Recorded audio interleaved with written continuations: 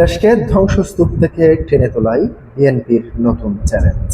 এবার এ ধরনের বক্তব্য দিয়েছেন বিএনপির মহাসচিব মির্জা ফখরুল ইসলাম আলমগীর। প্রিয় দর্শক, আপনারা জানেন বিএনপি যুব দল, স্বেচ্ছাসেবক দল এবং ছাত্র দল সহ কেন্দ্রীয় নেতৃবৃন্দদের সঙ্গে বৈঠকে বসেছেন বিএনপি কিংবা প্রধানমন্ত্রী। সে বৈঠকে বিএনপি মহাসচিব মির্জা ফখরুল ইসলাম আলমগীর তার বক্তৃতায় এসব কথা বলেছেন। তিনি এখানে কোন বিষয়গুলি তুলে ধরতে চেয়েছেন সেটি আপনাদের সামনে হুবহু তুলে ধরছি। বিএনপি মহাসচিব মির্জা ফখরুল ইসলাম আলমগীর বলেছেন, দেশকে ধ্বংসস্তূপ থেকে টেনে তুলতে পুনর্গঠন করাই এখন বিএনপির সরকারের নতুন চ্যালেঞ্জ।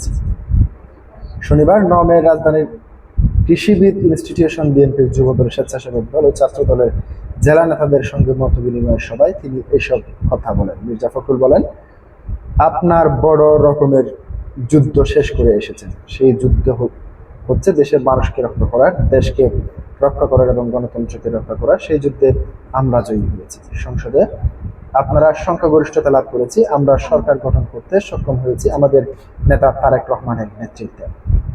তিনি আরো বলেন, আজকে আমাদের সামনে অনেক বড় চ্যালেঞ্জ। আমরা একটি ধ্বংসস্তূপের মধ্যে থেকে সরকার এসেছি। যদি যেদিকে তাকাবেন সেদিকে শুনবেন নাই নাই নাই। আসলে অবস্থাটা তাই। এই ধ্বংসস্তূপ থেকে জেগে ওঠা, টেনে তোলা দলকে নতুন নয়, শুধু নয় সরকারকে এবং রাষ্ট্রকে, এটাই আমাদের সামনে নতুন চ্যালেঞ্জ।